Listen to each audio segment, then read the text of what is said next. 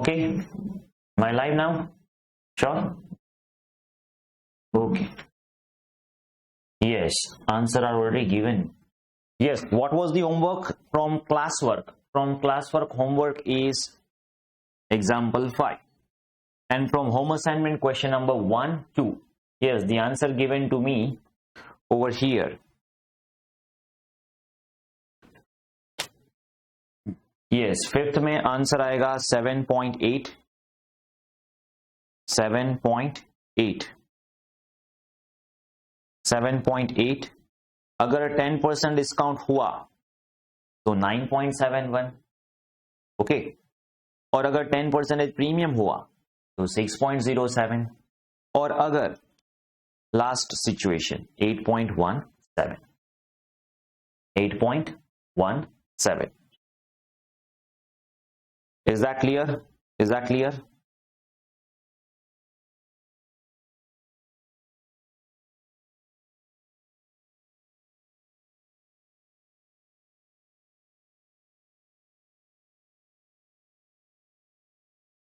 देख लीजिए आंसर.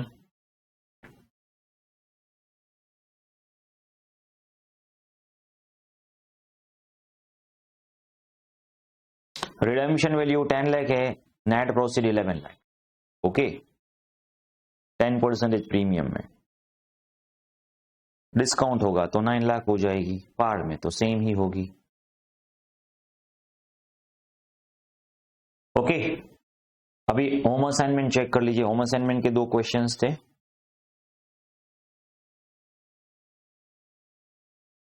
तो yes, correct answer 5%, 2.86 and 7.37 correct, and 11.92 that is also correct given by you. Okay, so very easy.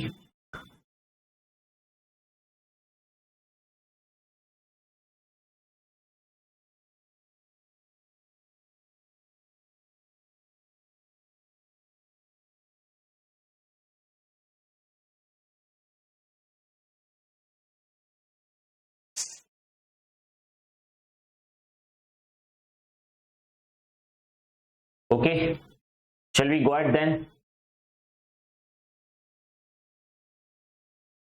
Now see, in last lecture what we did. Okay, देख लेते हैं हम क्या किया हमने. अभी आज हमें क्या करना है? We are supposed to go for cost of equity.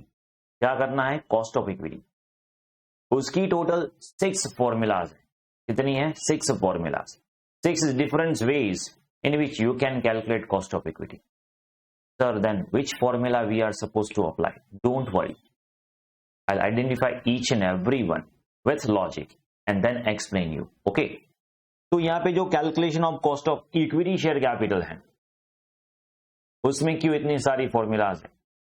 We'll see to it. Yes, but before that हमने अब तक जो किया वो एक बार हम देख लेते हैं. ओके, चलिए.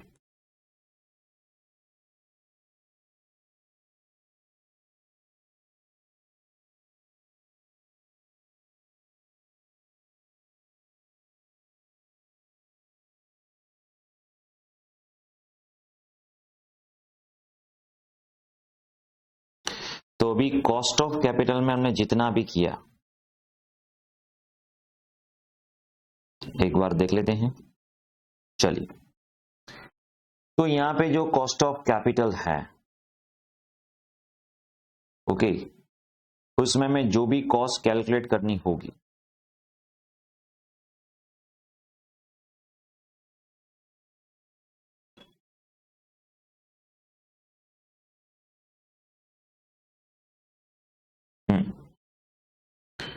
out of which we'll be having the cost of debt, KT, cost of debt. So in last lecture we have seen this cost of debt. Okay, in cost of debt again it will be divided into 2, isn't it? Yes, कि भैया ये जो है वो redeemable है या irredeemable है. आपको मैंने समझाया था कि क्या है इररिडीमेबल, ओके, और रिडीमेबल। अभी जो इररिडीमेबल है मतलब वापस ही नहीं करना है, इनफाइनाइट पीरियड तक आप डिबेंचर यूज करते जाओ, इसमें कुछ वापस नहीं चाहिए, ओके। तो उसकी सिंपल और स्मॉलर फॉर्मूला आएगी INP into 100, very simple formula, okay okay. अभी रिडीमेबल है, ठीक है, रिडीमेबल है मतलब उसमें आपको बोला होगा कि भाई after 5 years it will be redeem back to the share debenture holder, और 10 years और whatever may be the period. तो यहां पे केडी की जो फॉर्मूला आएगी, केडी की जो फॉर्मूला आएगी, interest plus 1/n RV minus net proceeds NP the whole divided by half of RV plus NP। तो ये दो फॉर्मूला हमने यूज किया था, राइट राइट राइट। वेयर हमने देखा था I is nothing but interest, और वो भी हमें क्या करना है, आफ्टर टैक्स कंसीडर करना है, यस यस। फिर हमने देखा था NP that is net proceeds par value plus premium minus discount minus flotation cost. और यहां पे हम, और इफ नथिंग इज गिवन तो हम मार्केट प्राइस भी ले सकते हैं, if nothing is given then market price भी ले सकते हैं, यस। और RV stands for redemption value.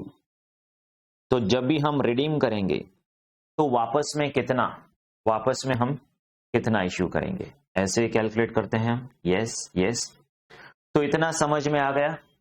अभी नेक्स्ट हमने क्या किया, cost of preference share, cost of preference share KP। अभी कॉस्ट ऑफ प्रेफरेंस शेयर क्या है, यही है सेम। सिर्फ instead of I will use T, और क्या होगा उसमें, 1 माइनस T नहीं करेंगे हम, ओके। इग्नोर टैक्स,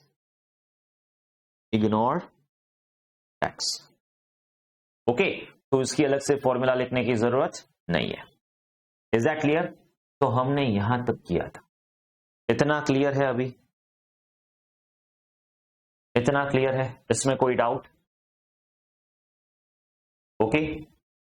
चलिए तो नेक्स्ट करते हैं हम, नेक्स्ट विल डू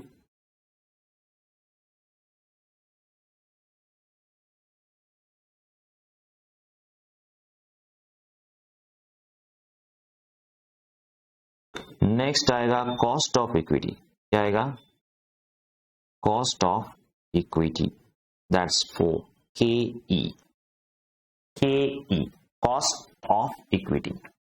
अभी ये जो कॉस्ट ऑफ इक्विटी है उसमें कौन कौन सी फॉर्मूला हम यूज करेंगे देखते।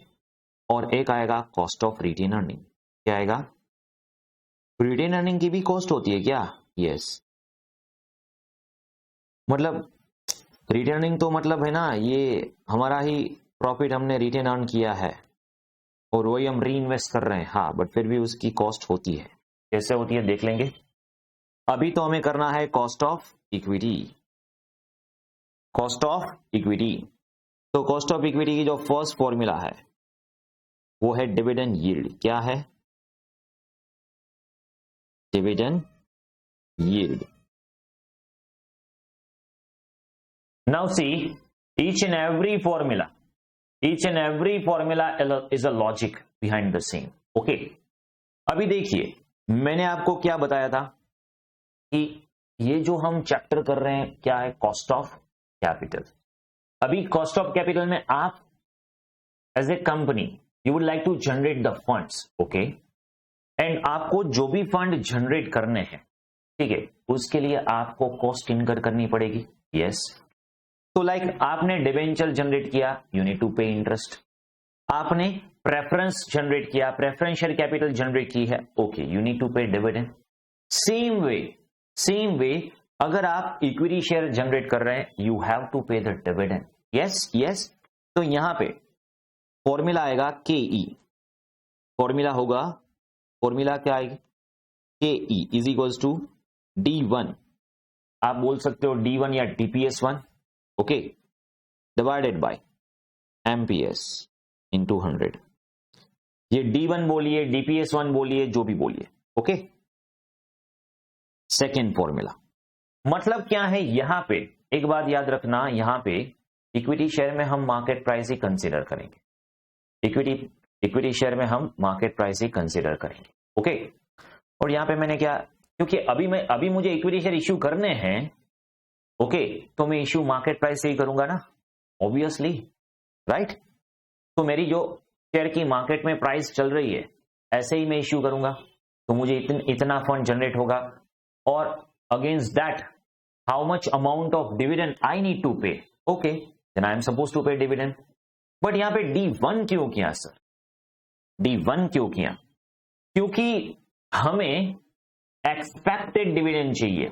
पास्ट में हमने डिविडेंड पे कर दिया, वो तो कर दिया, ओके। यहां पे जो शेयर होल्डर है वो क्या एक्सपेक्ट करते हैं कि भाई नेक्स्ट ईयर आप क्या डिविडेंड एक्सपेक्ट कर रहे हो, या फिर at the end of the year क्या डिविडेंड एक्सपेक्ट कर रहे हो। तो D0 माने past dividend, last dividend, last year dividend. D1 means next year dividend, expected dividend, future dividend, और हमें कंसीडर करना है D1 dividend per share, but that is of next year, that is of expected, okay. Is that clear? Second formula में ये लोग क्या consider कर रहे हैं, there is one person called golden growth. हम एक चैप्टर देखेंगे आगे, डिविडेंड पॉलिसी, उसमें भी ये गोल्डन ग्रोथ मॉडल आता है, ठीक है। चलिए देखते हैं डिविडेंड ग्रोथ मॉडल। अभी ये जो फॉर्मूला है डिविडेंड ग्रोथ मॉडल, ओके। तो ये जो फॉर्मूला है, ये फॉर्मूला तो यही है, D1 MPS 100, यही है। तो फिर एक्स्ट्रा क्या किया, एक्स्ट्रा किया ग्रोथ, तो इसमें ग्रोथ प्लस कर दीजिए, बस इतना ही करना है। ये G क्या है सर, G क्या है, ग्रोथ है। अभी क्या हुआ देखिए कि शेयर होल्डर पर्सपेक्टिव से सोचिए, शेयर होल्डर के पर्सपेक्टिव से सोचिए। जो एक बात याद रखना, जो भी हमको फंड दे रहे हैं, चाहे वो डिबेंचर होल्डर हो, चाहे वो प्रेफरेंस शेयर होल्डर हो, चाहे वो इक्विटी शेयर होल्डर हो या बैंक हो, जो भी हमें फंड प्रोवाइड कर रहे हैं, उसकी जो एक्सपेक्टेशन है वो हमारे लिए क्या है, कंपनी के लिए क्या है, कॉस्ट, ऑब्वियसली। तो ये जो फॉर्मूला है, इसमें हम इक्विटी शेयर होल्डर को क्या देते हैं, डिविडेंड ले लीजिए, ओके, ठीक है। Dividend at the end of the year ले लीजिए, ठीक है। बट वो लोग बोलते हैं नहीं, ऐसा नहीं चलेगा, आपकी कंपनी में हमने इन्वेस्ट किए, सिर्फ हम डिविडेंड से संतुष्ट नहीं है। क्यों? क्योंकि आप हर साल एक ही तरह का डिविडेंड पे करेंगे, we don't want that, we want growth, we want growth. ऐसा नहीं चलेगा, आप चलिए हर बार आप 10 रुपीज डिविडेंड दे देते हैं, नहीं चलेगा। ग्रोथ ग्रोथ ग्रोथ करना पड़ेगा। क्यों? क्योंकि प्राइस सब बढ़ रही है ना, सारी जगह पे आप देख लीजिए इन्फ्लेशन आ रहा है, तो डिविडेंड में इन्फ्लेशन क्यों नहीं आया भाई? हाँ, तो फिर डिविडेंड में भी हम ग्रोथ एक्सपेक्ट करें कि आज आपने 10 रुपीज डिविडेंड दिया, तो फिर नेक्स्ट ईयर आप 5% ज्यादा दोगे, उसके नेक्स्ट ईयर आप 5% ज्यादा दोगे, मतलब यहां पे ग्रोथ एक्सपेक्ट हो रहा है। तो जितना भी वो लोग ग्रोथ एक्सपेक्ट कर रहे हैं, उतना हमें हमारी कॉस्ट बढ़ जाएगी। तो इसीलिए यहां पे क्या हुआ, डिविडेंड का जो यील्ड है, डिविडेंड का यील्ड जो शेयर होल्डर को मिल रहा है, वो तो चाहिए ही।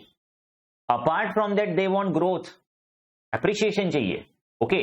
तो हम जी ऐड कर देंगे। इतना क्लियर है?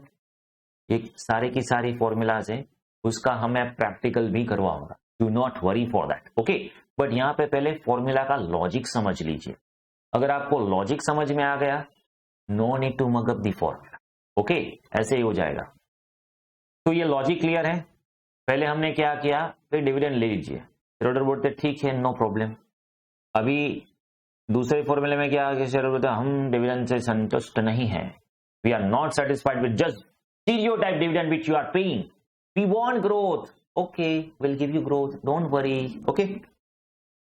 नेक्स्ट क्या होगा? नेक्स्ट क्या होगा? अभी थर्ड फॉर्मूला, अभी जो यहां पे हम थर्ड फॉर्मूला करेंगे उसमें होगा अर्निंग यील्ड. क्या होगा? Earning yield. एक बात बताइए, हम जो भी यहां पे कैलकुलेशन करेंगे, देख लीजिए, हाँ,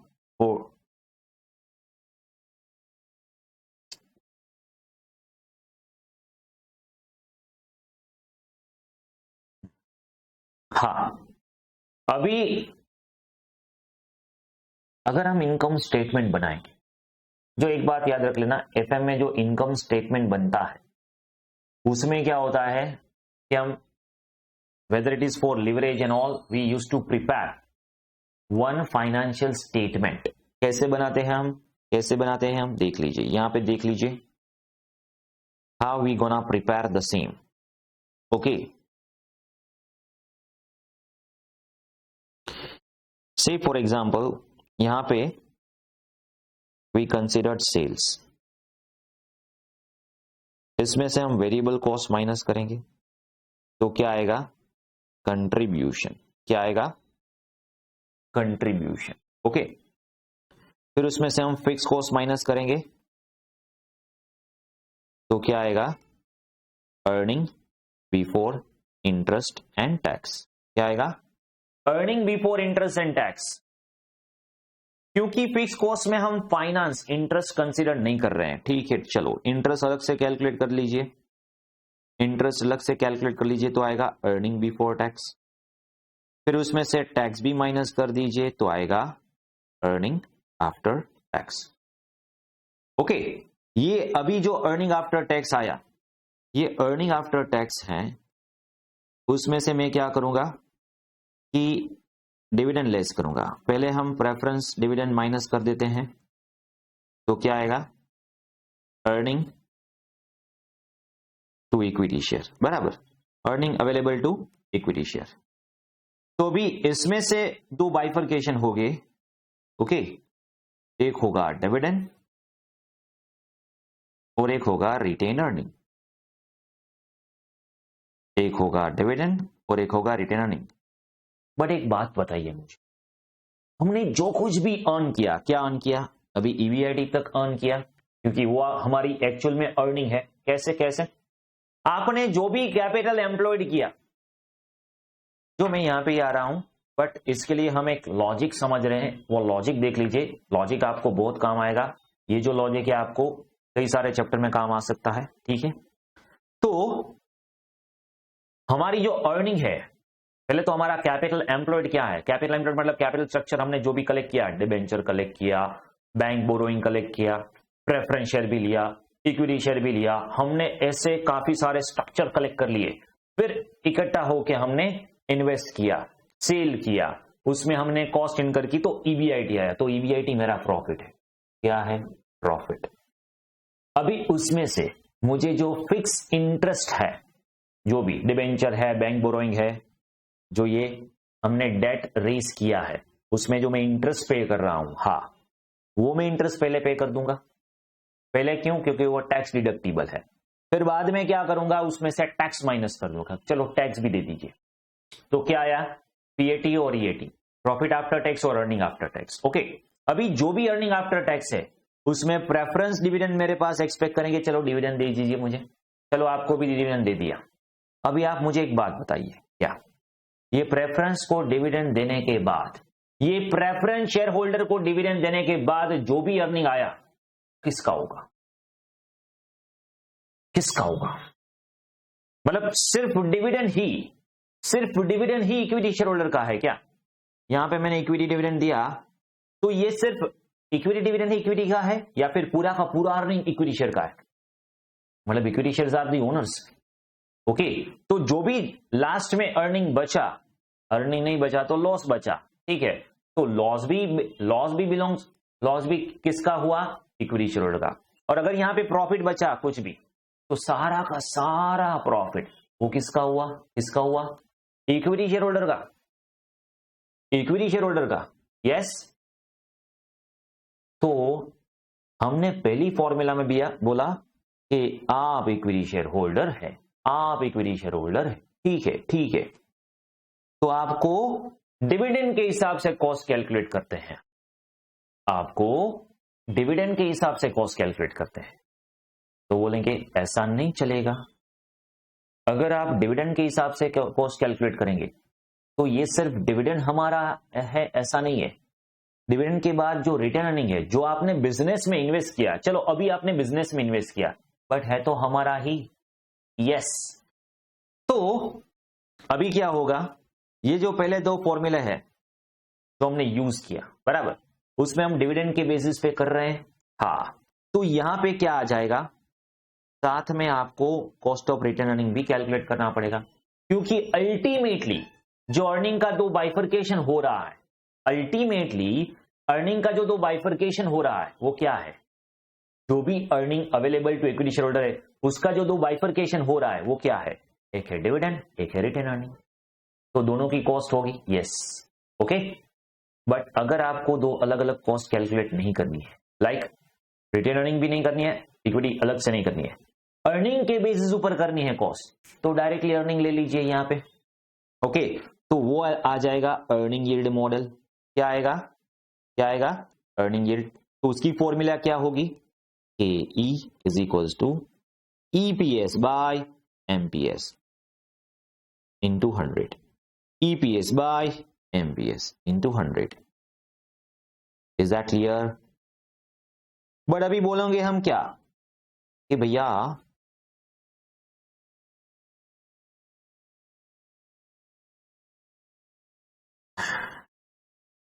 ये लोग सिर्फ अर्निंग से संतुष्ट नहीं है, तो फिर क्या चाहिए, और क्या चाहिए, जो भी बचा है, जो भी अर्निंग है वो सब आपको दे दिया, आपने हमें परमानेंट इक्विटी दी, ठीक है, तो हमारा जो भी अर्निंग है, हमारा जो भी अर्निंग है वो सब तो आपको दे दिया, तो फिर ग्रोथ तो एक्सपेक्ट करेंगे हम। तो ये तो इस साल का अर्निंग था, year on year, year on year, year on year हमें ज्यादा चाहिए, ये दिल मांगे मोर, राइट। तो यहां पे क्या होगा, earning growth, earning growth model, okay. तो ये क्या होगा, K E is equals to EPS by MPS. तो यही फॉर्मूला है, यस। बट क्या होगा, ये दिल मांगे मोर, जी, जी मीन्स ये दिल मांगे मोर, ग्रोथ, ग्रोथ है, ठीक है। Is that clear? Is that clear? Okay, okay. तो ये चार फॉर्मूला समझ में आई लॉजिकली कि पहले उन्होंने एक्सपेक्ट किया कि भाई डिविडेंड, फिर बाद में बोला नहीं डिविडेंड नहीं, ग्रोथ चाहिए, ये दिल मांगे, ठीक है। फिर बाद में बोला नहीं डिविडेंड हमारा नहीं है, हमारा तो पूरा का पूरा अर्निंग है, ठीक है अर्निंग ले लीजिए, ऐसे अर्निंग नहीं, अर्निंग दिल मांगे more, earning plus G, okay. Is that clear? तो ये कॉस्ट ऑफ रिटर्न अलग से वो देखेंगे बाद, पहले कॉस्ट ऑफ इक्विटी तो समझ लीजिए, ठीक है। अभी तो मैंने आपको बोला 6 फॉर्मूलाज है डिफरेंट डिफरेंट, चलिए देख लीजिए। नेक्स्ट फिफ्थ वन क्या है, नेक्स्ट आएगा CAPM मॉडल। क्या आएगा, क्या आएगा, CAPM।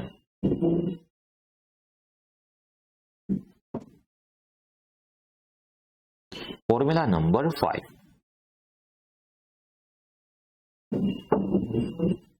CAPM, उसको बोलते हैं हम capital asset pricing model, capital asset pricing model. Formula KE is equals to RF plus beta into bracket RM minus RF। ये क्या है डिटेल में समझाऊंगा जब फॉर्मूला करेंगे तब, डिटेल में समझाऊंगा जब फॉर्मूला करेंगे तब, okay. Next formula number 6, realize yield approach, realized yield approach, okay. तो इसमें क्या आएगा, के ई इज इक्वल्स टू, अभी यहां पे आपने डिविडेंड तो दे दिया, ठीक है। अबे डिविडेंड कैसे मिलेगा, अभी देखिए डिविडेंड कैसे मिलेगा sir, first two formula based is dividend pay out, right? Yes, first two formula is based on dividend pay out, कि डिविडेंड आप कितना पे करते हो, ऐसे होगा।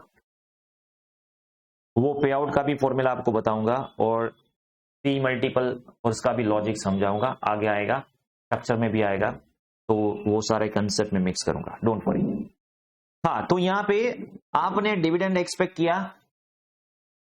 अभी रियलाइज यील्ड में क्या होता है, कई सारे इन्वेस्टर, मैंने आपको पहले भी बताया कि जो भी एक्सपेक्टेशन ऑफ शेयर होल्डर है, जो भी एक्सपेक्टेशन ऑफ शेयर होल्डर है, उसके हिसाब से आपकी कॉस्ट हो सकती है, उसके हिसाब से आपकी कॉस्ट हो सकती है। अभी यहां पे हमने क्या किया, सीएपीएम, ठीक है।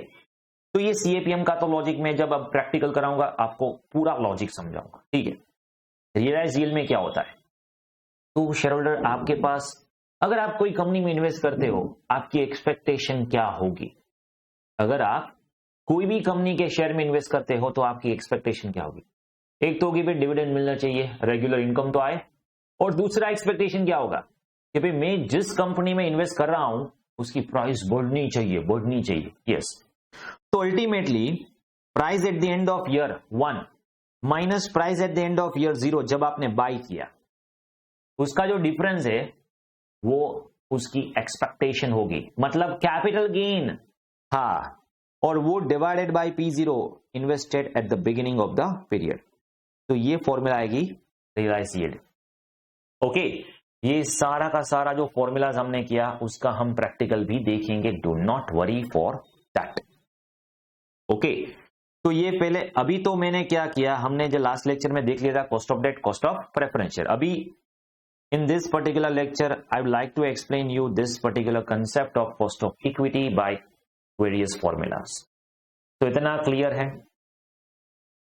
इतना क्लियर है, उसमें कुछ डाउट है तो बताइए। वन बाय वन हम करेंगे सारी की सारी फॉर्मूलास, और सारी की सारी फॉर्मूलास के जो भी प्रैक्टिकल क्वेश्चंस है वो भी हम करेंगे, ओके। बट इतना क्लियर है अभी। चलिए, ये चार्ट में हम बाद में आते हैं, पहले हम इसका प्रैक्टिकल कर लेते हैं, ठीक है। Gradually will do that, okay, don't worry. चलिए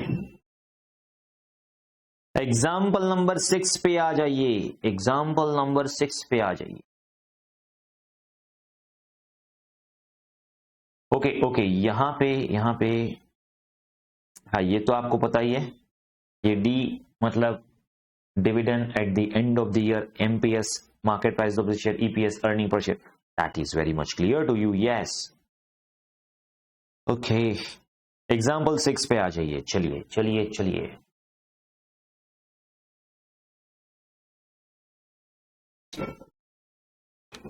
example number 6, okay।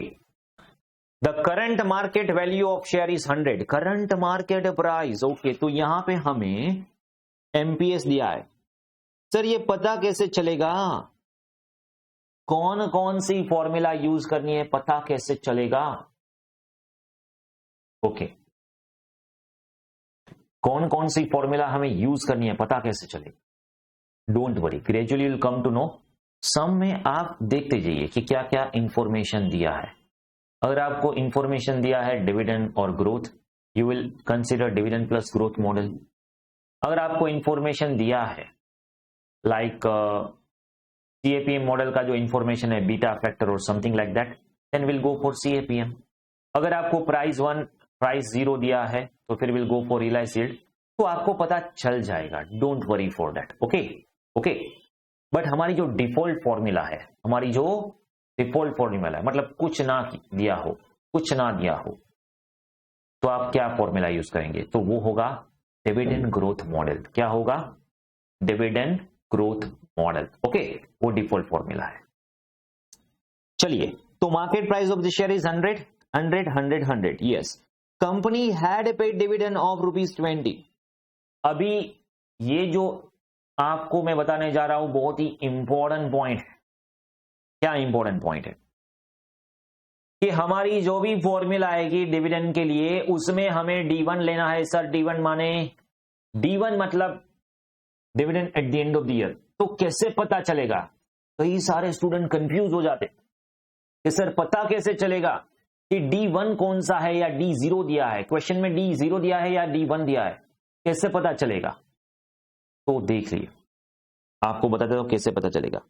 D0 मतलब इन क्वेश्चन में आप देखोगे ने तो देखोगे तो कौन कौन सी टर्मिनोलॉजी को आपको पकड़ना है। देखिए, past dividend, dividend paid, last dividend, okay, और प्रीवियस ईयर डिविडेंड, ऐसा कुछ तो दिया होगा आपको।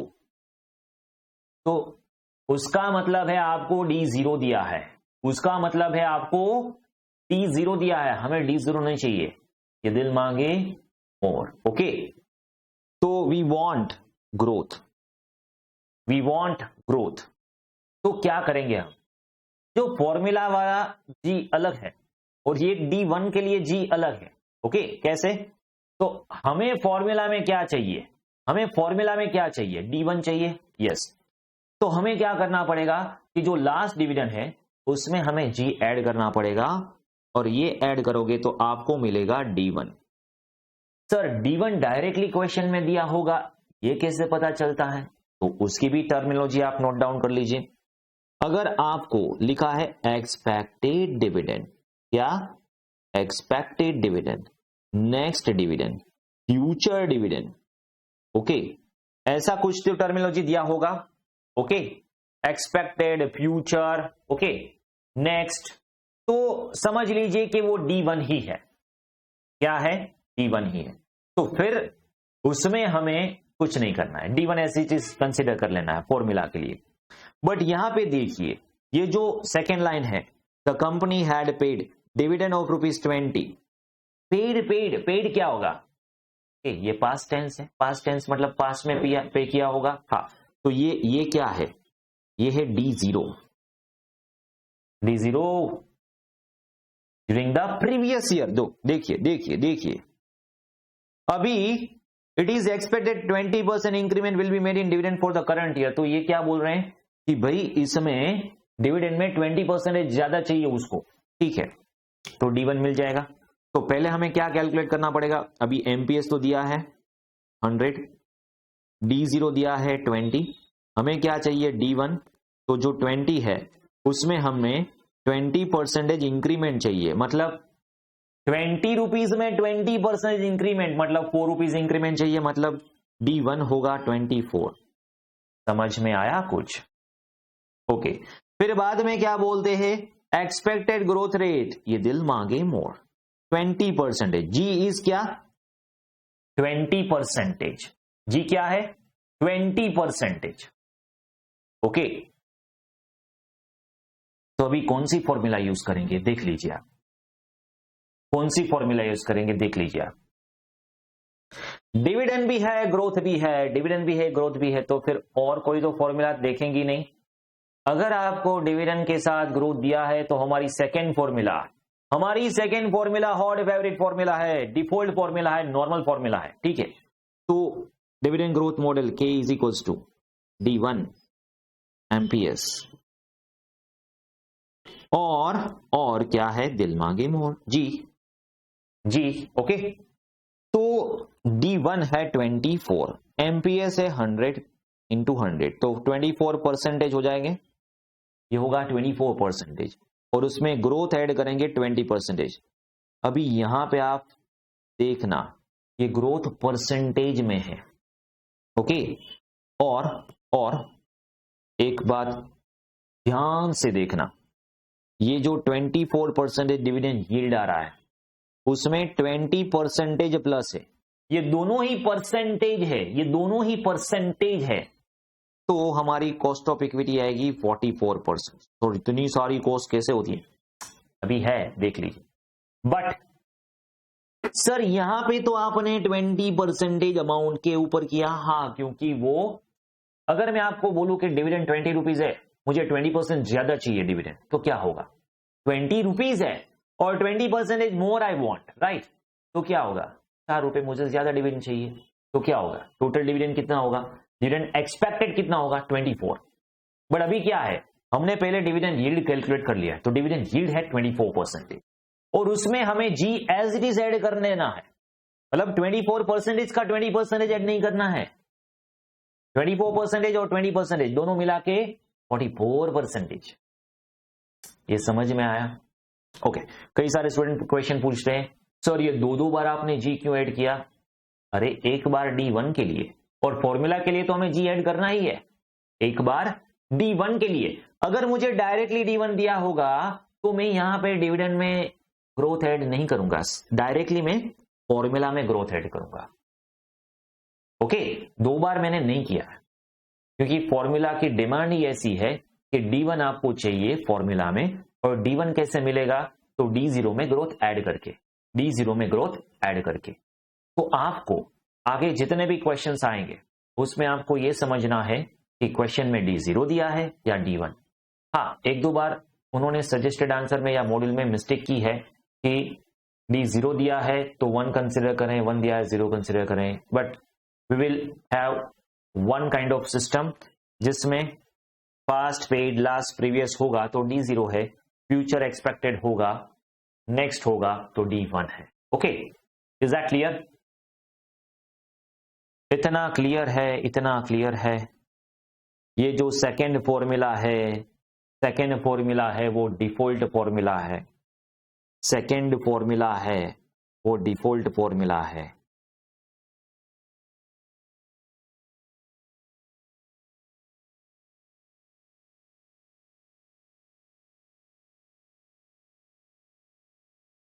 चलिए ये एग्जांपल नोट डाउन कर लीजिए। नोट डाउन जी, वो चार्ट में आपको नोट डाउन करने का टाइम दूंगा, डोंट वरी, पहले पूरा तो हो जानी चाहिए, हो जाने दीजिए, ठीक है? अभी 1 बाय 1 हम करते हैं सब कुछ। चलिए पहले ये नोट डाउन कर लीजिए।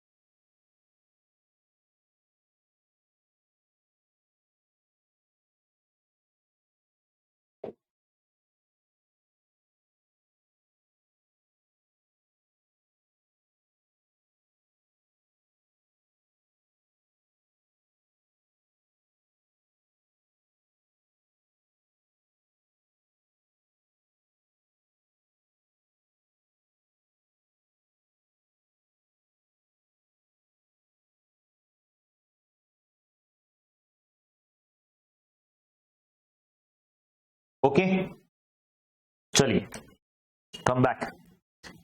नेक्स्ट क्वेश्चन देखिए 7। यस, 7 क्वेश्चन है, calculate cost of equity of H limited whose risk free rate of return equal to 10%। Beta, ये बीटा तो कुछ दिया है तो ये तो CAPM होगा। यस यस यस, चलो CAPM मुझे आपको समझाना बाकी। जो अभी क्या किया हमने, ये डिविडेंड ग्रोथ का क्वेश्चन कर लिया, हाँ, तो फिर डिविडेंड यील्ड तो आ जाएगा, और अर्निंग तो जब स्पेसिफिकली आपको मेंशन किया होगा तभी करेंगे, क्योंकि नॉर्मली हमें सेकेंड फॉर्मूला ही आएगा। बट कभी कभार आपको पूछ लिया चलो अर्निंग यील्ड दे दीजिए, अर्निंग प्लस ग्रोथ कैलकुलेट कर दीजिए, तो हम थर्ड और fourth formula, but practically third और फोर्थ फॉर्मूला बहुत ही कम यूज करेंगे। मेजॉरिटी कॉस्ट ऑफ इक्विटी में या तो फिर सेकेंड फॉर्मूला होगी या फिर 5th 6th, जो भी इंफॉर्मेशन दी होगी वैसे। ओके ओके, चलिए, तो ये जो CAPM का क्वेश्चन, अभी हमने ये देखा कि D1 क्या है, तो कि डिविडेंड पर शेयर, और वो भी कैसे, D1। ओके, कैसे मैंने आपको समझाया, EPS you very well know, earning per share, same way MPS you very well know, market price of share.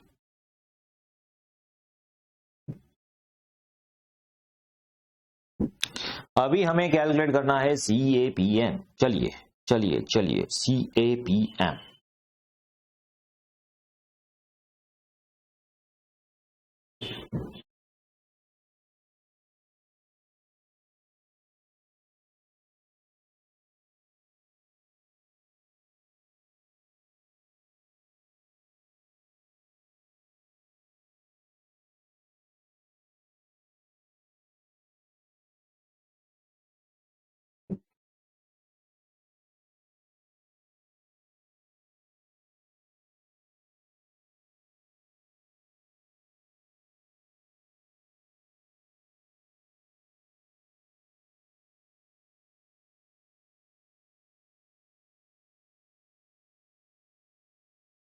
चलिए अभी CAPM में आ जाइए। CAPM का क्या लॉजिक है, पूरा डिटेल में देख लीजिए कि CAPM क्यों आया, कैसे होता है, और उसका क्या लॉजिक है। Okay okay,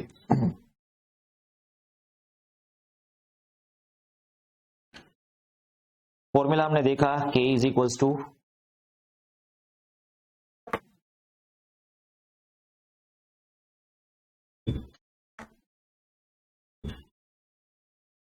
RF plus beta RM minus RF। Okay, wait देख लीजिए ये क्या है। Okay,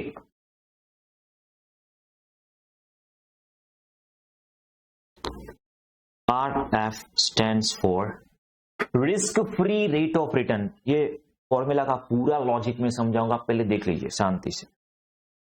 risk free rate of return. Okay, generally risk free rate of return, risk free कहां होता है, जनरली देख लीजिए यहां पे गवर्नमेंट सिक्योरिटीज। ओके, नेक्स्ट है बीटा। ये बीटा क्या है, बीटा क्या है, beta, B stands for beta. Beta is the measure of, it is a measurement of volatility of risk. It is measurement of volatility. Measurement of volatility of risk. Risk of particular stock as compared to market.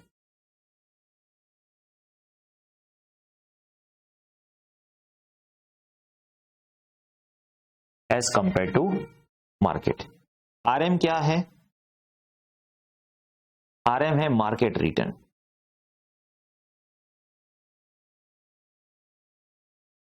Okay, और यहां पे जो RM minus RF दिया है उसको हम बोलते हैं market risk premium. Market risk premium. ये जो भी टर्मिनोलॉजी मैंने यूज की है, एक एक टर्मिनोलॉजी आपको समझाऊंगा, don't worry, don't worry at all. अभी एक एग्जांपल लेते हैं, ठीक है। फॉर एग्जांपल पहले देख ले RF क्या है, RF क्या है। मैंने आपको पहले ही बताया कि हम ये जो भी फॉर्मूला इक्विटी के लिए बना रहे हैं, प्रिपेयर कर रहे हैं, ठीक है, वो formula based on one simple logic कि आपकी जो एक्सपेक्टेशन है वो हमारी कॉस्ट है, आपकी जो एक्सपेक्टेशन है वो हमारी कॉस्ट है, ठीक है। तो शेयर होल्डर क्या बोलेंगे कि भाई आपकी कंपनी में हम इन्वेस्ट करते हैं, तो आपकी कंपनी में रिस्क है। रिस्क किसमें नहीं है, कोई भी कंपनी में इन्वेस्ट करके देख लीजिए, कि कोई गारंटी है क्या कि प्राइस बढ़ेगा ही, घटेगा नहीं, आपका मनी लॉस नहीं होगा, या फिर आपको लॉस इनकर करना नहीं पड़ेगा? ऐसी कोई गारंटी कोई कंपनी देती है क्या? नहीं देती है, नहीं देती है। ओके, बट अगर आप गवर्नमेंट में इन्वेस्ट करोगे तो गवर्नमेंट आपका पैसा लेके भाग जाएगी क्या? नहीं। गवर्नमेंट में रिस्क कितना होता है? अगर आपने गवर्नमेंट में, चलो पीपीएफ में इन्वेस्ट किए, ओके, पीपीएफ में, तो गवर्नमेंट का जो पीपीएफ डिपार्टमेंट वो पैसे लेके भाग जाएगा। इसका रिस्क कितना है? जीरो। इसका रिस्क कितना है? जीरो। नहीं भागेगी गवर्नमेंट। गवर्नमेंट कहां जाएगी? आपका पैसा लेके गवर्नमेंट कहां जाएगी? और ऐसे गवर्नमेंट डूब तो नहीं जाएगी ना। Are you getting this? मतलब जो गवर्नमेंट सिक्योरिटीज में आप इन्वेस्ट करोगे, इसीलिए पीएफ का रिटर्न कितना होता है? कम से कम होता है। अगर आप म्यूचुअल फंड में इन्वेस्ट करो या फिर आप शेयर्स में इन्वेस्ट करो तो आपको रिटर्न ज्यादा मिल सकता है, क्योंकि रिस्क भी ज्यादा है, रिटर्न भी ज्यादा। Higher the risk higher the return, lower the risk lower the return. Simple logic. Okay, तो यहां पे क्या होगा, आप जो भी जीसेक गवर्नमेंट सिक्योरिटीज में इन्वेस्ट करोगे, राइट, तो उसका रिटर्न कम होगा। चलो ठीक है, कम है बट रिस्क फ्री है ना। तो ये लोग क्या बोलेंगे शेयर होल्डर कि अगर मैं कोई भी गवर्नमेंट सिक्योरिटीज में इन्वेस्ट करूं तो रिस्क फ्री, मुझे कोई रिस्क लेने की जरूरत ही नहीं है, फिर भी मुझे 10% तो मिलेगा। चलिए, रिस्क फ्री रिटर्न है 10%, मान लीजिए। इतना ज्यादा होता नहीं है बट अभी मान लीजिए, प्रैक्टिकली नहीं देखना है, अभी सम के हिसाब से देखना है। तो रिस्क फ्री है 10%। रिस्क फ्री क्या है? 10%। Risk free rate of return का मतलब क्या है? मैं ऐसी सिक्योरिटी में इन्वेस्ट करूं जिसमें कोई रिस्क नहीं है, कोई रिस्क नहीं है। तो गवर्नमेंट सिक्योरिटीज वो बोलते 10% देंगे हम, तो शेयर होल्डर हमारे पास, हमारी कंपनी के पास आके क्या बोलेंगे? एनीवे, आपकी कंपनी छोड़ो, मैं किसी भी गवर्नमेंट सिक्योरिटीज में इन्वेस्ट करूंगा जिसमें कुछ रिस्क नहीं होगा, फिर भी मुझे 10 तो मिलेगा ही, तो उतना तो आपके पास मैं एक्सपेक्ट करूंगा ही। यस, करिए करिए, आप उतना तो एक्सपेक्ट कर ही सकते हो। Yes, because that RF is a minimum return which you are going to fetch. Okay, plus ये बीटा क्या है? बीटा से पहले हम कैलकुलेट देख लेते हैं मार्केट रिटर्न क्या है। आरएम है 15%। सर ये आरएम क्या है? ये आरएम क्या है? आरएम है मार्केट रिटर्न। मार्केट रिटर्न बोले तो मार्केट में जो नॉर्मल रेट ऑफ रिटर्न चल रहा है, मार्केट में जो नॉर्मल रिटर्न चल रहा है वो कितना चल रहा है? चलिए देखिए, 15%। अभी एक बात याद रखना, ये मार्केट रिटर्न कैसे बनता है, तो ये सेंसेक्स कैसे बनता है, ये जो इंडेक्स है वो कैसे बनता है? तो मार्केट की सारी भी टॉप कंपनीज होती है, ओके, उसको मिला के वो सेंसेक्स बनाते हैं, तो उसको एवरेज करके वो मार्केट रिटर्न बनाएंगे। उसका रिस्क कितना हुआ, तो अभी हम जो भी रिस्क मेजर करेंगे वो मार्केट के प्रोपोर्शन से मेजर करेंगे। देखिए, बेस हम किसको बनाएंगे? अगर मेरी कंपनी मार्केट में डील कर रही है तो मेरी प्राइस बढ़ी कम हुई या फिर मेरी जो स्टॉक है उसकी जो मूवमेंट होती है वो हम कंपेयर कैसे करेंगे? मार्केट से। तो अभी मार्केट का जो बीटा है वो हमेशा 1 होता है। एक बात याद रखिए, market beta is always 1। Beta of market is always 1। क्या होगा? 1। ओके, मतलब मार्केट का रिटर्न रिस्क कितना है? 1 है। ये बीटा क्या है सर? बीटा रिस्क का मेजरमेंट है। अभी इतना याद रखो, बीटा क्या है? रिस्क का मेजरमेंट है। मतलब रिस्क, अगर आपको रिस्क मेजर करना है कि भाई ये कंपनी रिस्की है या ये कंपनी रिस्की है, आप उसका बीटा देख लीजिए, आप उसका बीटा फैक्टर देख लीजिए, आपको पता चल जाएगा कंपनी कितनी रिस्की है। ओके, अभी क्या होगा देखिए, गवर्नमेंट जो, अभी आप देख लीजिए beta of risk free security का क्या हुआ? अरे उसका बीटा तो 0 हुआ, 0 0 0। क्यों? कोई रिस्क ही नहीं है, ओके। तो हमारी जो कंपनी है उसमें से ये लोग शेयर होल्डर रिटर्न कितना एक्सपेक्ट करेंगे? तो भाई आप बताइए, आपका जो बीटा है आपका जो बीटा है वो कितना है। अभी जो बीटा मेजर हो रहा है वो 1, 1.5, 0.75 ऐसे मेजर होता है, ठीक है। अगर सोच लीजिए हमारी कंपनी का बीटा है 1.5, इसका मतलब क्या हुआ, हमारी कंपनी का बीटा है। और ये बीटा कैसे कैलकुलेट होगा वो अभी हमारे चैप्टर में नहीं है, डोंट वरी, वो हम फाइनल लेवल पे एसएफएम में देखेंगे। बट ये जो बीटा है वो क्या है, अभी देख लिए बीटा क्या है। Beta is a measurement of volatility of risk of stock as compare to the market. तो मार्केट में जो भी स्टॉक है, उस मार्केट के जो भी नॉर्मल रिटर्न है उसको हम हमारे स्टॉक से कंपेयर करेंगे और हम देखेंगे कि हमारी कंपनी मार्केट से ज्यादा रिस्की या कम है, और उस हिसाब से हमने बीटा कैलकुलेट किया। तो हमारा बीटा आया 1.5, हमारी कंपनी का बीटा आया 1.5। जो ये सिंपल फॉर्मूला, अगर मैं आपको फॉर्मूला दे देता हूं और आपको बोल देता हूं ये फॉर्मूला मगअप कर लीजिए, चलो, in a minute you will get the answer, in a minute you will get the answer. But मैंने आपको पहले भी बताया, मगअप नहीं करना है, ब्रेन में फिट करना है हमें, कि आपको कभी भी ये निकालना ना पड़े। आप जब भी फाइनल में जाए एसएफएम करे तो एसएफएम में भी सीएपीएम का लॉजिक आता है, आपको लॉजिक यहां पे क्लियर होना चाहिए कि नहीं ये सेम लॉजिक है जो फाइनल लेवल पे समझा था, वही हम यहां पे समझ रहे हैं, ठीक है। तो यहां पे क्या हुआ, मेरी कंपनी का बीटा हो गया 1.5, मेरी कंपनी का बीटा मतलब क्या हुआ, शेड्यूलर क्या बोले कि भैया आपकी कंपनी रिस्की है, क्यों भी, मार्केट में रिटर्न, मार्केट का बीटा है 1 और आपका बीटा है 1.5, means your company is 1.5 times risky. और अगर मैं आपकी कंपनी में इन्वेस्ट करूंगा तो मैं रिटर्न ज्यादा एक्सपेक्ट करूंगा मार्केट से। मार्केट में 15% रिटर्न मिल रहा है, बट वो मार्केट में जो रिटर्न मिल रहा है उसका रिस्क 1 ही है।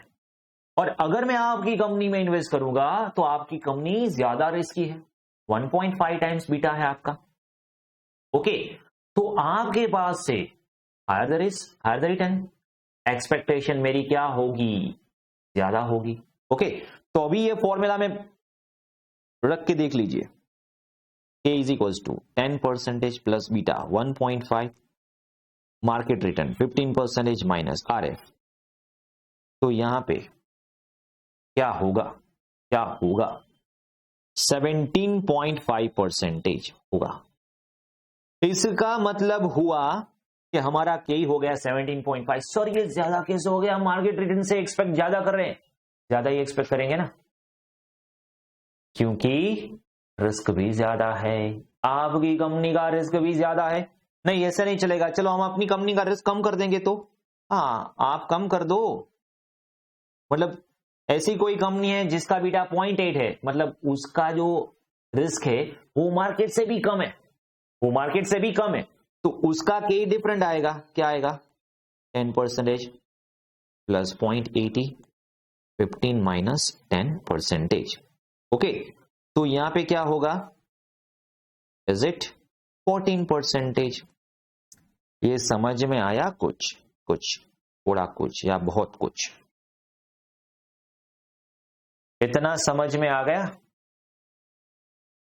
Okay, is this clear. चलिए आप ये चार्ट नोट डाउन कर लीजिए, और ये जो कॉस्ट ऑफ रिटेन है अर्निंग है उसका फॉर्मूला बाकी रखना, स्पेस छोड़ देना। ओके, मैं आपको वहां पे करवा दूंगा। एक बार ये सारा नोट डाउन कर लीजिए। चलिए I just be back soon, note down कर लीजिए।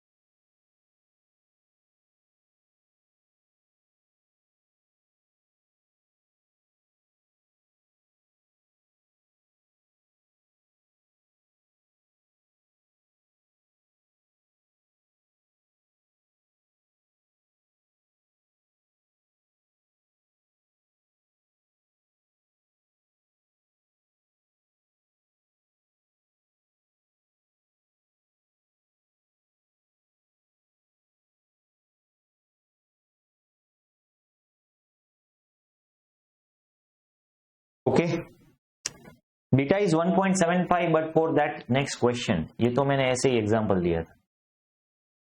यस, चलिए रियलाइज यील्ड भी कर लेते हैं, बट बिफोर दैट सीएपीएम का जो क्वेश्चन है, okay, will do it with that question of CAPM. चलिए देखिए एग्जाम्पल नंबर 7। यस, तो अभी ये क्वेश्चन में क्या है, risk free rate of return, तो आर एफ 10%। अगर आपको रिस्क फ्री और बीटा दिया होगा, simply that is CAPM, simply that is CAPM. Okay, कुछ और याद रखना ही नहीं है हमें, ठीक है। चलिए, R F is 10%, beta factor 1.75 and return on portfolio R M 15%। तो यहां पे फॉर्मूला होगी K is equals to R F plus beta R M minus R F. Okay, so that will be 10% plus 1.75 beta 15% minus 10%। वो तो मैंने ऐसे example दिया था। चलिए, तो यहां पे क्या हो गया, चलिए, is it 18.75%? Is that clear? So this is how we will calculate the CAPM. This is how we will calculate the CAPM. Clear इतना? चलिए,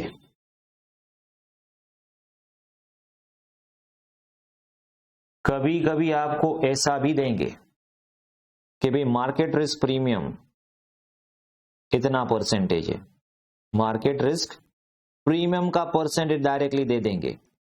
अगर आपको मार्केट रिस्क प्रीमियम का डायरेक्टली परसेंटेज दिया होगा तो that is nothing but R M minus R F directly given.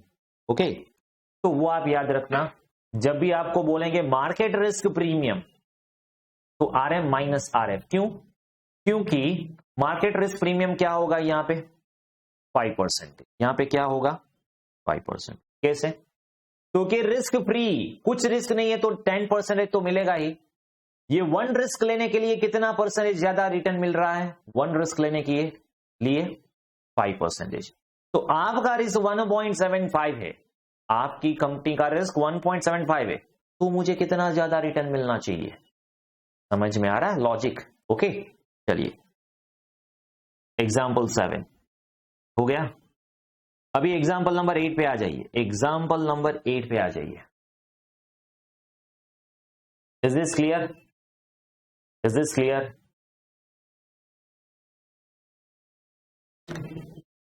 Example number 8 पे आ जाइए। चलिए चलिए चलिए चलिए, individual wishes to purchase shares of a company for 500। तो अभी अभी अभी 500 में परचेज कर रहे हैं। At present company is expected to pay dividend,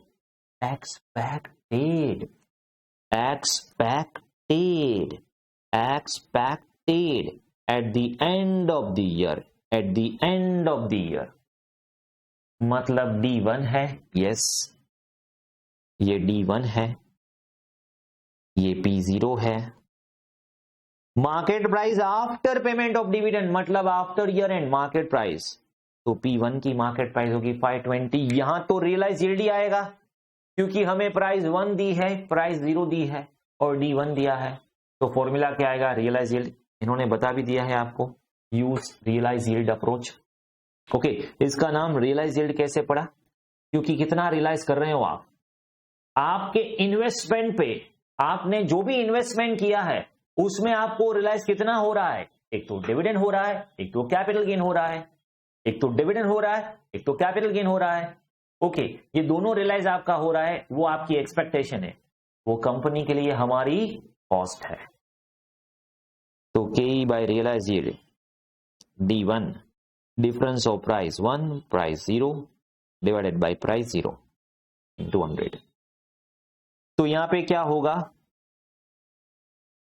P1 और MPS 1 और P1 दोनों लिख सकते हो आप, MPS 0 और P0 ऐसा भी लिख सकते हो।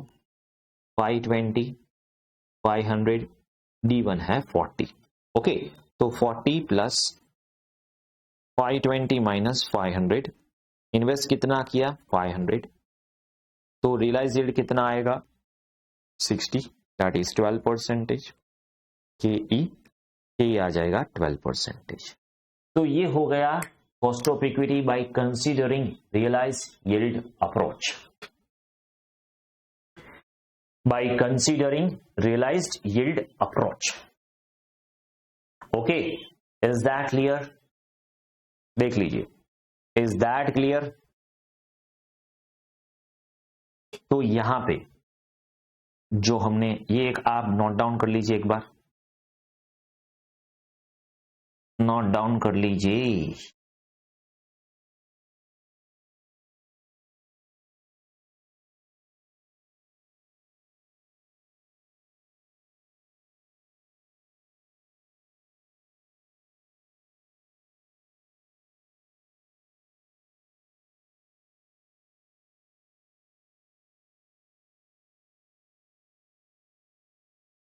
ओके, तो यहां पे जो फॉर्मूला आती है रियलाइज यील्ड की, क्या आएगी, K E is equal to D1 plus P1 minus P0 divided by P0, या फिर आप MPS1 माइनस MPS0 भी लिख सकते हैं, कोई इश्यू नहीं। Okay, where D1 is dividend DPS at the end of the year,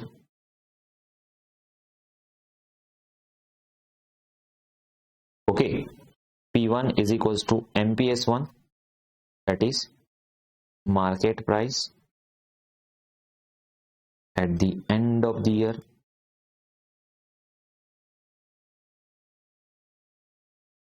और आएगा P0 MPS0, वो आएगा market price at beginning of the year.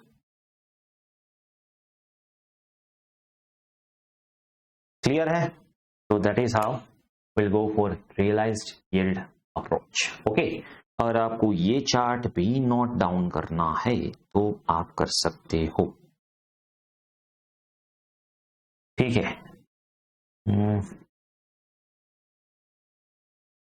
अभी सारे के सारे 6 फॉर्मूलाज आपको क्लियर हो गए? कुछ डाउट है तो बताइए, चलिए कुछ भी डाउट है तो बताइए।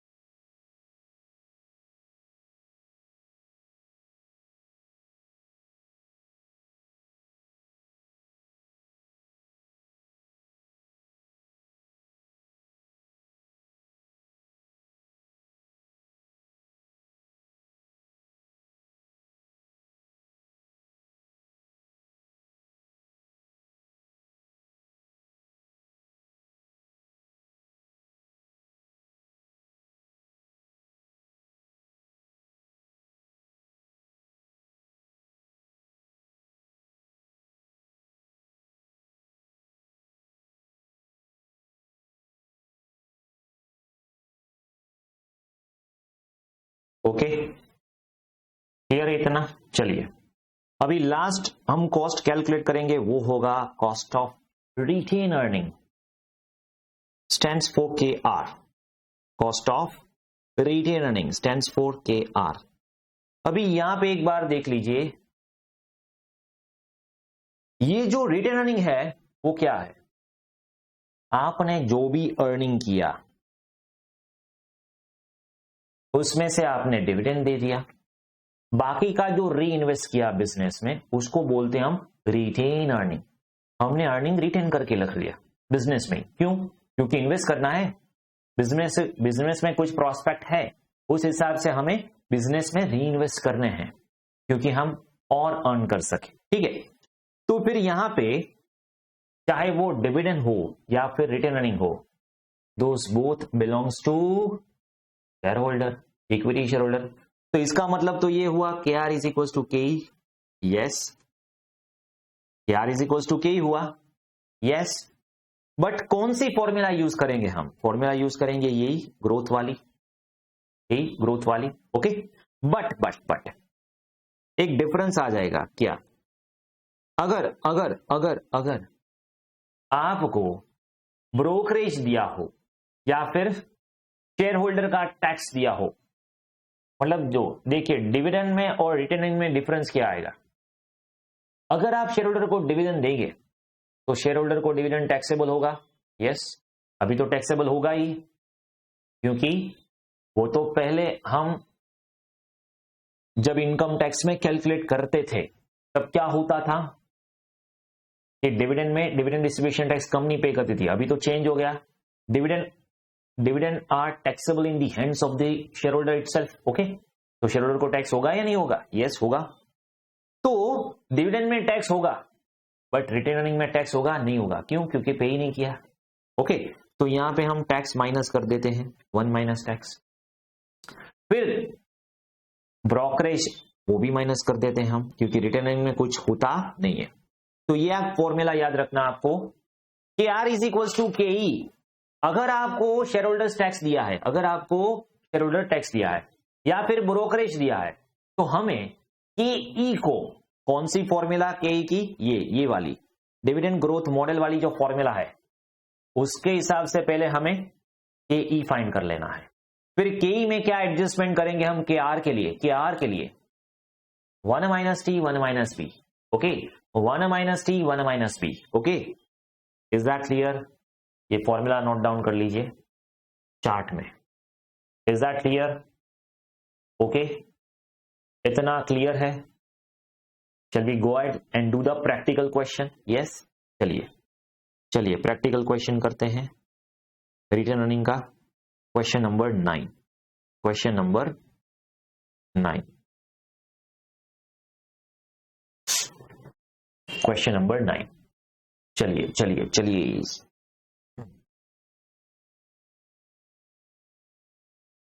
Okay. Y Limited retain 750 out of its current earning, तो ये रिटेन अर्निंग है, okay. The expected rate of return to the shareholder if they invested their funds elsewhere, तो ये क्या है? के ई दिया है, शेयर होल्डर की जो एक्सपेक्टेशन है वही के ई है। ब्रोकरेज 3% और share holder come in tax bracket of 30%, तो यहां पे फॉर्मूला के आर क्या होगा? के ई 1 माइनस टैक्स 1 माइनस ब्रोकरेज, के ई 1 माइनस टैक्स 1 माइनस ब्रोकरेज। तो यहाँ पे 10% उसकी एक्सपेक्टेशन है, टैक्स ब्रैकेट है 0.30, ब्रोकरेज है 0.03, ओके, 0.03, ओके। चलो ये मल्टीप्लाई करके मुझे आंसर दे दीजिए, कितना होगा?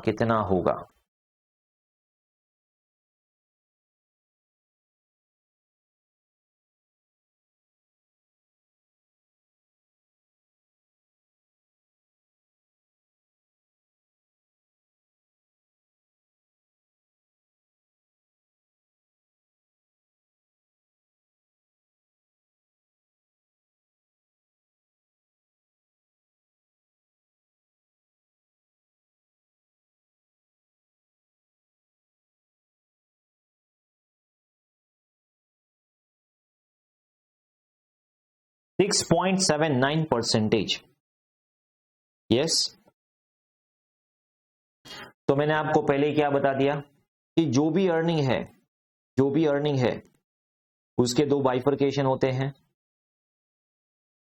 एक होता है डिविडेंड और एक होता है रिटेन अर्निंग, ओके। डिविडेंड के लिए हम कैलकुलेट करेंगे कॉस्ट ऑफ इक्विटी, जिसमें होगा डिविडेंड ग्रोथ मॉडल, ओके।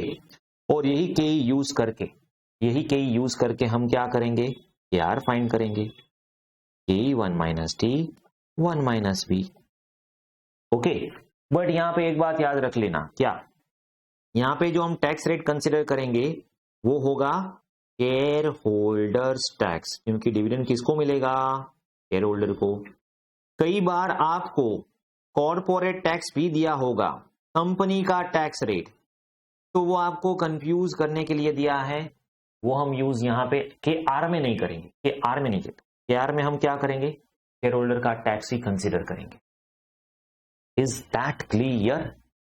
और के आर क्या होगा? ऑलवेज लेस देन के होगा, ऑब्वियसली लेस देन और इक्वल टू, लेस देन और equal to. Okay, is that clear? चलिए ये नोट डाउन कर लीजिए आप, easy one.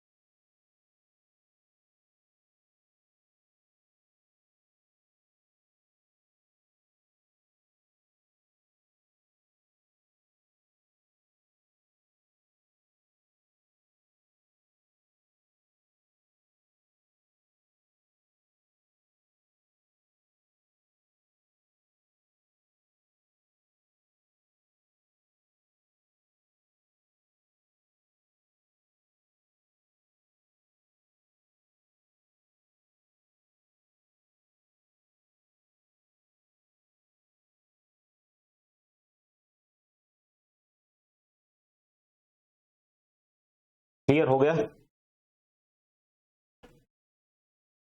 Share holder tax ही कंसिडर करेंगे हम, यस यस। चलिए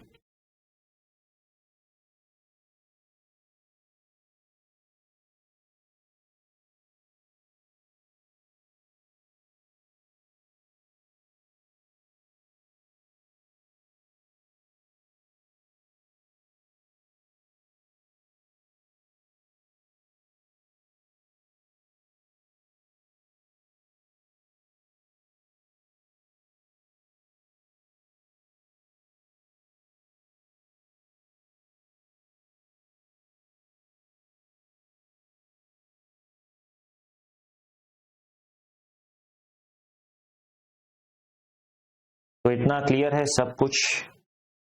पहले हमने देखा cost of debt, cost of retain, cost of debt irredeemable redeemable, cost of reference redeemable irredeemable, okay, redeemable irredeemable. Then after we have seen cost of equity, dividend yield, dividend plus growth, earning yield, earning plus growth, CAPM, realized yield, and then after we have seen cost of retained earning. तो वो जो सारी formulas थी वो आप देख लीजिए एक बार यहाँ पे, डिविडेंड यील्ड और dividend price approach, dividend price growth, earning yield, earning price plus growth, CAPM और उसका लॉजिक, और यहां पे होगा रियलाइज यील्ड और उसका लॉजिक। क्लियर है? फिर बाद में आता है रिटेन अर्निंग, तो वो भी मैंने आपको समझा दिया कि कैसे करेंगे हम, ओके। और उसमें ओके, इतना क्लियर है अभी?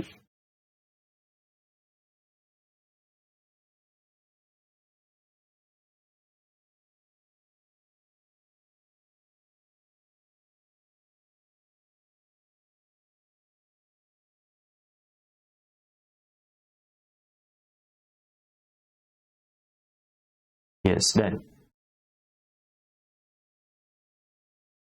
ओके। अभी यहां पे देखिए, calculate value of bond. Sir ये बॉन्ड क्या है? डिबेंचर के जैसा ही होता है, बट यहां पे वैल्यू पूछिए आपको, कॉस्ट नहीं पूछिए, ओके। बॉन्ड जनरली क्या होता है? शॉर्ट टर्म के लिए होता है। बॉन्ड का जो प्रिंसिपल है वो अमोर्टाइज भी होता है, रीपेमेंट अलग से भी करते हैं, देख लीजिए कैसे करेंगे हम। अभी एक बात याद रख लीजिए, बॉन्ड हो या शेयर हो, ये जो डिविडेंड ग्रोथ मॉडल है ना, उसमें लॉजिक ये है कि आपका जो डिविडेंड है, जितना भी आपको डिविडेंड मिल रहा है शेयर की तरफ से, okay, share holder as a share holder, और यहां पे बॉन्ड में आपको इंटरेस्ट मिलेगा। तो जो प्रेजेंट वैल्यू हमें कैलकुलेट करनी है, अगर आपको पूछा होगा चलो present value of bond calculate करें, या फिर आपको पूछा होगा present value of share calculate करें। तो जब भी आपको ये से ऐसे पूछते हैं बॉन्ड की वैल्यू कैलकुलेट करें या शेयर की वैल्यू कैलकुलेट करें, तो वैल्यू ऑफ शेयर और value of bond will be nothing but present value of all it future inflows, present value of its all future inflow और आउटफ्लो व्हाटएवर, बराबर। मतलब क्या हुआ कि अगर मैं शेयर में इन्वेस्ट करता हूं और मुझे डिविडेंड मिलता है, dividend at the end of year 1, dividend at the end of year 2, dividend at the end of year 3, तो ऐसे ही मुझे क्या करना पड़ेगा कि जितना भी डिविडेंड मिलता है आपको उसकी प्रेजेंट वैल्यू करें। प्रेजेंट वैल्यू कैसे करेंगे sir? Discount factor. Discount factor कैसे करेंगे? अगर आप फाउंडेशन रूट से आए हो तो आपको टाइम वैल्यू ऑफ मनी पता होगा, ओके। अदरवाइज ये टाइम वैल्यू क्या है कि जब भी आपको कोई फ्यूचर वैल्यू है, मतलब end of year 1, end of year 2, end of year 3, उसकी हमें प्रेजेंट वैल्यू कैलकुलेट करनी है, तो क्या करेंगे? इससे रिवर्स सोचिए। अगर मेरे पास 100 अमाउंट है और मैं बोलूंगा भाई ये 100 में कहीं इन्वेस्ट करता हूं, तो मुझे फ्यूचर में क्या वैल्यू मिलेगी? तो इंटरेस्ट ऐड हो जाएगा। क्या होगा? फ्यूचर वैल्यू में से प्रेजेंट वैल्यू में से फ्यूचर वैल्यू के लिए मुझे क्या करना पड़ेगा? इंटरेस्ट ऐड करना पड़ेगा, ओके। जबकि फ्यूचर वैल्यू में से प्रेजेंट वैल्यू करने के लिए मुझे क्या करना पड़ेगा? डिस्काउंट करना पड़ेगा। डिस्काउंट कैसे करते हो आपको पता ही है, नहीं पता होगा तो मैं सब में दे दूंगा। और आगे भी हम कैपिटल बजटिंग का चैप्टर करेंगे, उसमें डिस्काउंट का भरपूर यूज करेंगे, डोंट वरी, ओके। तो this is how we will calculate. तो यहां पे क्या होगा कि जो इंटरेस्ट मिल रहा है आपको बॉन्ड में, ओके, या बॉन्ड का जो भी आउटफ्लो हो रहा है, उसका जो प्रेजेंट वैल्यू है उसके हिसाब से हमें उसकी वैल्यू कैलकुलेट करनी है। चलिए एक सम देखते हैं। यहाँ पे जो फॉर्मूला है वो मैं टेबुलर फॉर्म में आपको प्रेजेंट करके बताऊंगा कैसे करेंगे हम। एग्जाम्पल नंबर 10 पे आ जाइए, ओके, यस, एग्जाम्पल नंबर 10 पे आ जाइए। Reserve Bank of India proposing to sell 5 year bond of 5,000 at 8% rate of interest. इसको कूपन रेट भी बोलते हैं। कूपन रेट और रेट ऑफ इंटरेस्ट मतलब आपको बॉन्ड में 8% पर एनम का इंटरेस्ट मिलेगा। आपको बॉन्ड में 8% पर एनम का इंटरेस्ट मिलेगा। Yes, bond amount will be amortised equally over it's life. What is the bonds present value? क्या पूछा है आपको? प्रेजेंट वैल्यू बताइए for minimum rate of return. ये रेट ऑफ रिटर्न क्या होगा? ये होगा डिस्काउंट फैक्टर। क्या होगा? ये होगा डिस्काउंट फैक्टर, ओके। तो हमें चाहिए प्रेजेंट वैल्यू। अभी यहां पे क्या बताया आपको? Bond amount will be amortise equally over useful life. ये इसका मतलब क्या हुआ भाई? Bond will amortise equally over useful life मतलब 5 ईयर के लिए बॉन्ड इश्यू किए हैं, बट ऐसा नहीं है। चलो कभी ऐसा होता है कि आपको 5 ईयर के बाद 5,000 पे करने हैं बॉन्ड के, पर उन्होंने बोला नहीं, ऐसा नहीं है। आपको एवरी ईयर 1/5 रीपे करना पड़ेगा। The bond amount will be amortised. मतलब क्या हुआ कि आपको रीपे करना है 1/5 हर एक साल में, हर एक ईयर में आपको 1000 रीपे करना है। तो आप ये बताइए मुझे कि एवरी ईयर क्या होगा? Year 1, 2, 3, 4, 5, okay. हम बॉन्ड रीपे कैसे करेंगे? बॉन्ड रीपेमेंट कैसे करेंगे? हमारा आउटफ्लो होगा भाई एवरी ईयर 1000 पे करना है। इनिशियली हमने 5000 का बॉन्ड इश्यू किया, अभी एवरी ईयर हम 1000 वापस दे देंगे, तो हमारा आउटफ्लो हुआ क्या? 1000। अभी क्या होगा? इंटरेस्ट भी कैलकुलेट करना पड़ेगा। अभी ये जो मैं 1000 रीपे करूंगा वो कब रीपे करूंगा? At the end of the year. पहले मैंने बॉन्ड इश्यू किया और आपने बॉन्ड में मुझे 5000 दिया, ठीक है। तो पहले ईयर में मैं इंटरेस्ट कितना कैलकुलेट करूंगा? 5000 पे, ओके। तो 5000 पे इंटरेस्ट होगा 8%, इंटरेस्ट होगा 400। अभी क्या हुआ? फर्स्ट ईयर में मैंने 1000 रीपे कर दिए, तो फिर सेकेंड ईयर में इंटरेस्ट कितना कैलकुलेट करूंगा? मैं 4000 पे करूंगा, तो मुझे इंटरेस्ट पे करने का पड़ेगा 320। फिर थर्ड ईयर में क्या होगा कि मैंने और 1000 वापस कर दिए, तो 3000, और उसमें इंटरेस्ट होगा 240। फोर्थ ईयर में एक और 1000 वापस कर दिए, और लास्ट में 1000 ही रहे। तो मेरा आउटफ्लो कितना हुआ कि भैया 1000 तो पे करने ही है और साथ में इंटरेस्ट। तो ये हुआ मेरा आउटफ्लो। ये 5000 मैंने इनफ्लो लिया था, बट 5000 के सामने मुझे इतना आउटफ्लो करना पड़ेगा। मुझे प्रेजेंट वैल्यू चाहिए। ये तो एंड ऑफ ईयर 1 में कितना आप वापस करोगे, एंड ऑफ ईयर 2 में कितना वापस करोगे, ऐसा नहीं चाहिए। मुझे तो क्या चाहिए, प्रेजेंट वैल्यू। और प्रेजेंट वैल्यू कैसे कैलकुलेट करते हैं, चलिए कैलसी पे देख लीजिए प्रेजेंट वैल्यू कैसे कैलकुलेट करते हैं। अगर आपने फाउंडेशन में किया होगा तो पता होगा, अदरवाइज प्रेजेंट वैल्यू देख लीजिए कैसे कैलकुलेट करते हैं प्रेजेंट वैल्यू। यहां पे डिस्काउंट फैक्टर है 6%। 1 divided by 1.06 equal to 1 divided by 1.06 equal to, और कभी कभी कोई कैलसी में क्या होगा 1.06 divided by equal to. Okay, ऐसे हम करके डिस्काउंट फैक्टर 6% का कंसीडर करेंगे। ओके, 1 डिवाइडेड बाई कैसे करेंगे डिस्काउंट फैक्टर,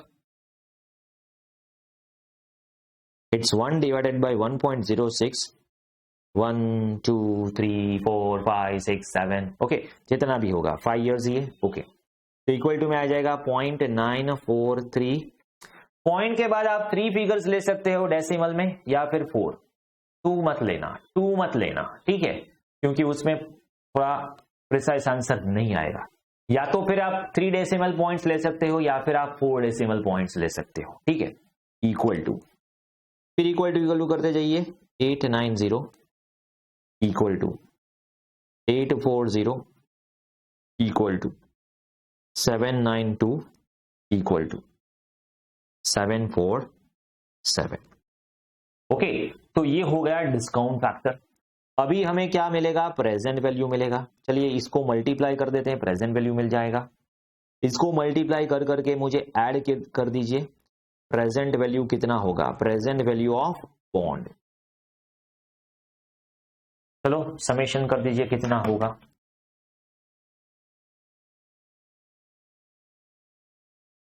$1320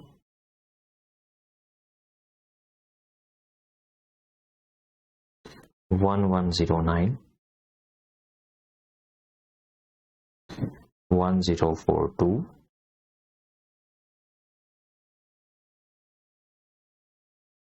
$919 और 807। तो टोटल कितना हुआ, चलिए देख लीजिए।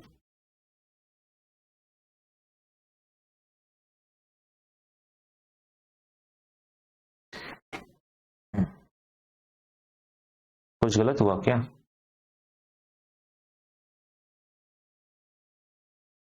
कुछ गलत हुआ क्या?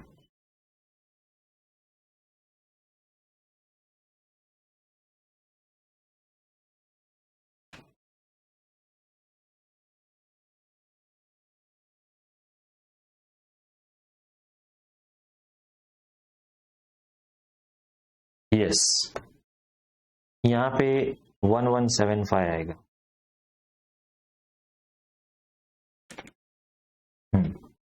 अभी टोटल कीजिए।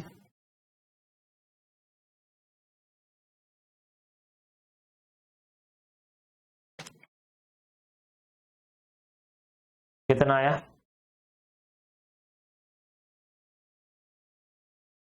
यस 5263। तो this is what the present value. Sir ये प्रेजेंट वैल्यू 5000 से ज्यादा क्यों आई, क्योंकि यस इंटरेस्ट हमें मिल रहा है 8%, डिस्काउंट कर रहे हैं 6%, तो ऑब्वियसली प्रेजेंट वैल्यू 5000 से ज्यादा ही होगी। यस ओके, जब भी हम प्रेजेंट वैल्यू करेंगे तो प्रेजेंट वैल्यू में से फ्यूचर वैल्यू करने के लिए इंटरेस्ट ऐड होगा, वो इंटरेस्ट 8% से ऐड हो रहा है, और हमने फ्यूचर वैल्यू में से प्रेजेंट वैल्यू कन्वर्ट किया डिस्काउंट रेट, और वो 6% है। यहाँ पे इंटरेस्ट रेट ज्यादा है तो बॉन्ड की वैल्यू ज्यादा आएगी, वैल्यू विल बी अप, जो 5000 की फेस वैल्यू उससे ज्यादा आएगी। लॉजिक है सिंपल। ओके चलिए नोट डाउन कर लीजिए कूपन रेट, सॉरी ये बॉन्ड का प्रेजेंट वैल्यू ऑफ बॉन्ड।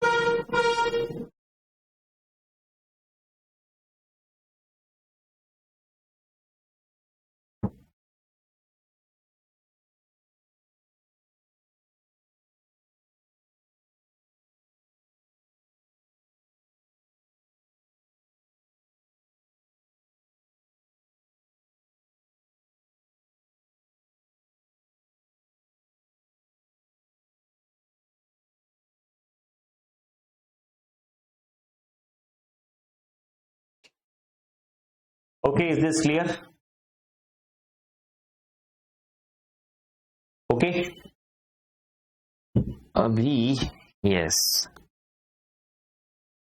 आज तो कुछ होम असाइनमेंट्स में से होमवर्क नहीं आएगा आपको, तो नो प्रॉब्लम, ठीक है, चलिए आज होमवर्क नहीं देते हैं, बट ये सारे के सारे भी फॉर्मूलाज आप एक बार फिर से रिपीट करके आएगा टुमारो। ओके